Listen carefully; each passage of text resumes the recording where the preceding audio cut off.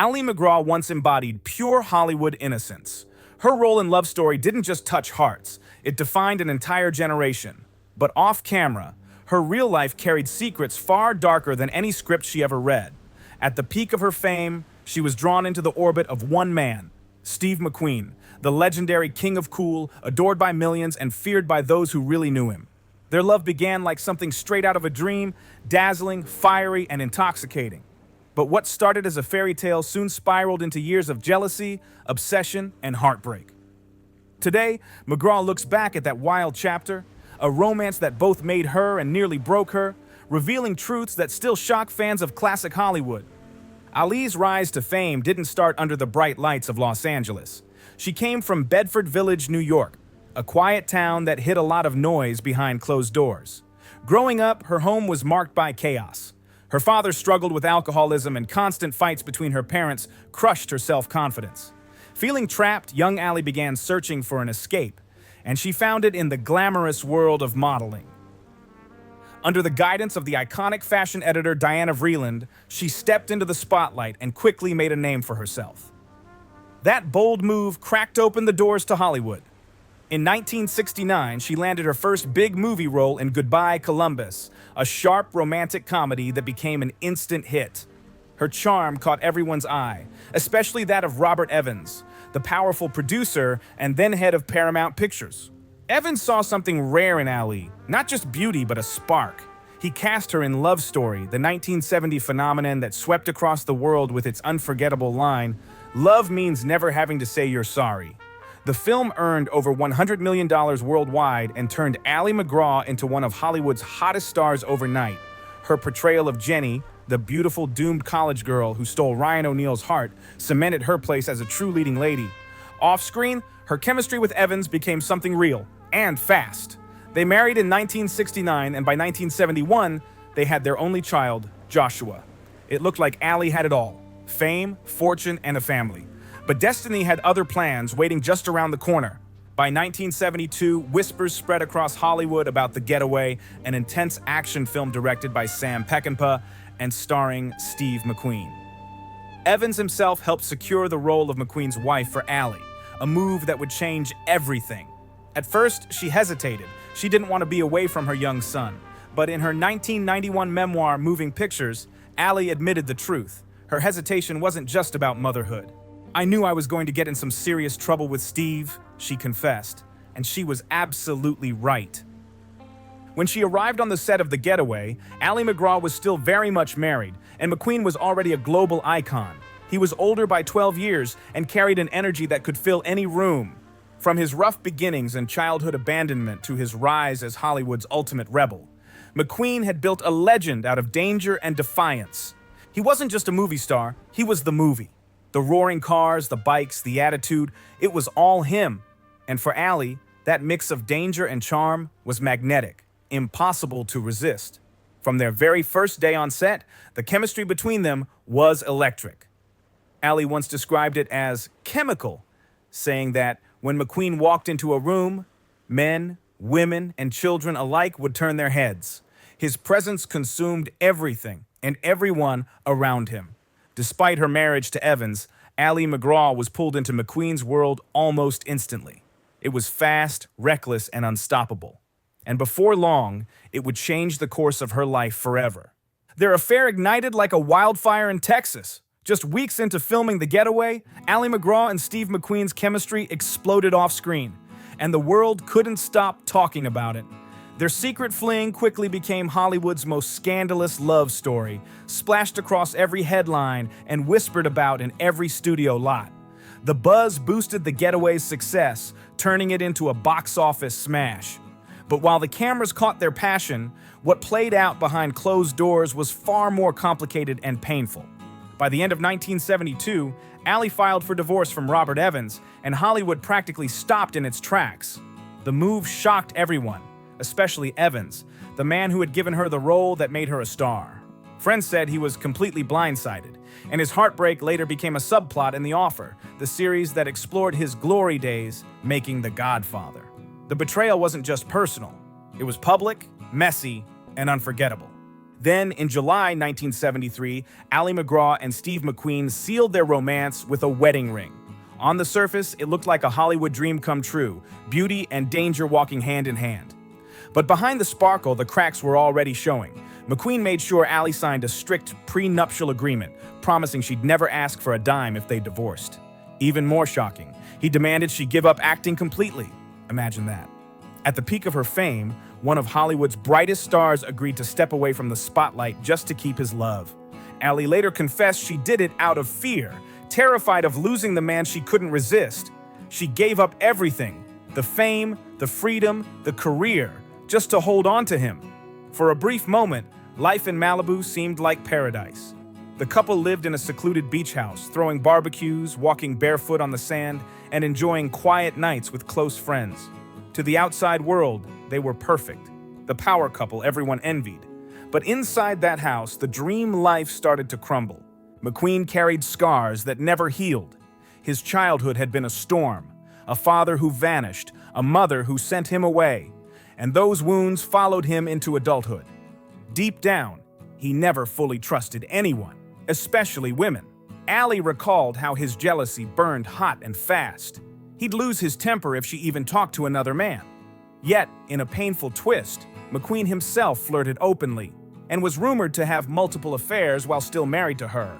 It was a constant double standard that broke her down little by little. One of Ali's biggest sacrifices was walking away from her career, the very thing that defined her. McQueen, who was then the highest-paid actor in the world, told her straight up that he didn't want a working wife. She admitted years later, "He was the biggest movie star in the world and he didn't want me to work." Out of love and in fear, she agreed. Instead of premieres and film sets, Ali's days became routine and lonely. She focused on raising her son Josh from her marriage to Evans, while catering to McQueen's every need. In her memoir, she revealed how she played cook, cleaning lady, simple woman to the hilt. Her words painted the picture of a woman who had traded fame for the illusion of peace, and ended up feeling invisible. The isolation hit hard. Even though she adored McQueen, his controlling nature left her feeling trapped. His drinking and drug use only made things worse, and before long, Ali herself began to fall into alcoholism. What began as a fiery romance turned into a storm of suspicion, anger, and silence. The once passionate bond became a battlefield filled with unspoken resentment. By the mid-1970s, the fairy tale was over, and the cracks could no longer be hidden. Their Malibu home, once filled with laughter, had turned cold and quiet. MacGraw later confessed she was terrified of being abandoned if she dared to speak her mind, so she stayed silent and suffered in that silence. It was a love story that had burned too bright and too fast, leaving ashes where dreams once lived. By 1976, the world still saw Steve McQueen as the ultimate tough guy, the rebel behind the wheel of a Mustang and Bullitt, or the daring prisoner in The Great Escape. But behind the legend, his marriage to Ali MacGraw was collapsing, weighed down by jealousy, control, and heartbreak that no camera could ever capture. But behind the gates of their Malibu home, the truth was nothing like the movies.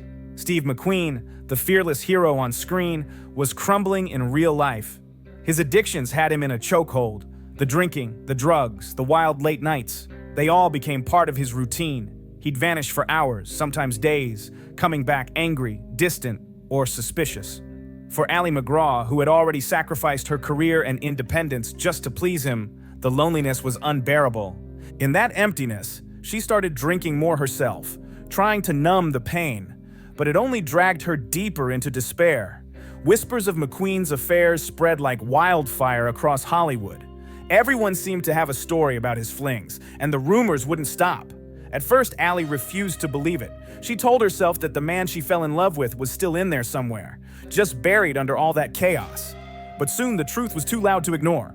The humiliation hit hard. It cut deep. Feeling rejected and desperate for a sliver of comfort, Ali later admitted that she too sought companionship outside their marriage. What had once been a fiery, unstoppable love turned into a storm of betrayal and bitterness. Each heartbreak cut deeper than the last, until there was almost nothing left to hold on to.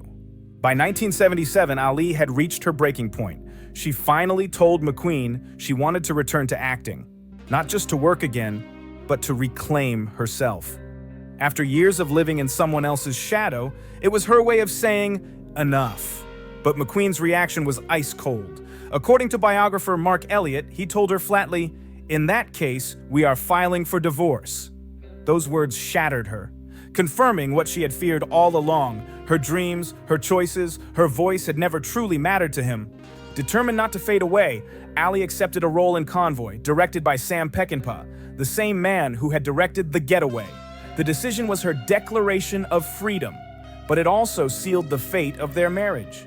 Though they briefly tried to reconcile, the trust was gone, replaced by silence and resentment. By 1978, the fairy tale had officially ended. 5 years of passion, jealousy, and heartbreak wrapped up with a divorce decree. Then, tragedy struck. In 1980, just 2 years later, Steve McQueen died at 50 from pleural mesothelioma, a rare cancer linked to asbestos exposure. His death stunned Hollywood. The tough, untouchable king of cool was gone. For Ali, the grief was raw and complicated. Despite everything, the anger, the fights, the betrayals, she had loved him deeply. Looking back years later, she confessed, "I wish we had both grown old sober." That single sentence said it all. A heartbreaking wish for a life they could have shared, if only addiction and pride hadn't torn it apart.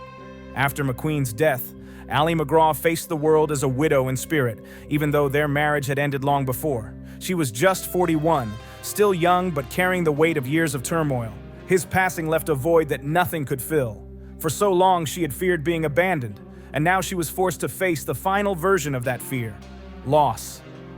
The grief pushed her further into drinking, turning her emotional wounds into scars that ran deep. Still, Ali tried to move forward. She took on new roles, first in Convoy and later appearing in the 1984 primetime hit Dynasty for a 14-episode run. But Hollywood had already moved on. The buzz, the spotlight, the magic, it had all faded. Casting directors couldn't see her beyond the image of the tragic beauty from Love Story. And more than that, Ali herself no longer had the strength to fight for the fame she once dreamed of. By the early 1990s, the weight of everything, the failed marriage, the loss, the loneliness, caught up to her. What had once been a comfort had turned into a cage. The bottle became her escape, but also her prison. She knew she was spiraling, and the realization hit hard. If she didn't change, she'd lose herself completely. After years of heartbreak and chaos, Ali MacGraw finally decided to face her demons head-on. She checked into the Betty Ford Center, in a place where countless stars had gone to rebuild their lives. There, she began the long and painful process of healing. It wasn't just about kicking addiction. It was about untangling years of emotional pain, broken trust, and the scars left behind by fame and love gone wrong. Her time in treatment marked a turning point, the start of a brand new chapter. For the first time in decades, Ali wasn't performing for anyone. She was learning how to live again, honestly and freely. In 1991, she released her autobiography, Moving Pictures, a raw, unfiltered look at her life. The book laid everything bare: her rough childhood, her stormy marriage to Steve McQueen, the heartbreak, and the cost of being a Hollywood it girl. Readers connected deeply with her truth, seeing reflections of their own struggles in her words.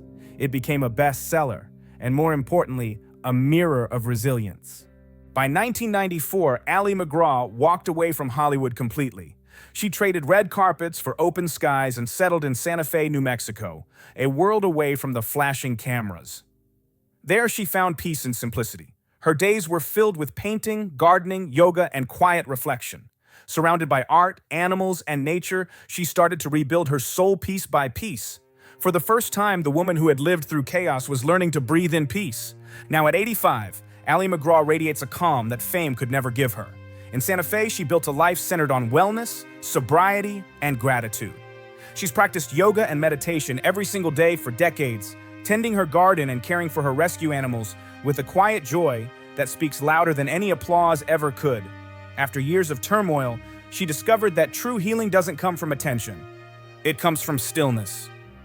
She's now been sober for over 30 years, something she once thought was impossible. Reflecting on her journey, she said, "I used to rewrite the past, fantasize about the future, but now I believe in living fully to the very best of my ability. I feel very blessed that simple truth captures everything she's learned: acceptance, peace, and self-love." Ali never remarried, choosing instead to dedicate her life to self-discovery and creativity.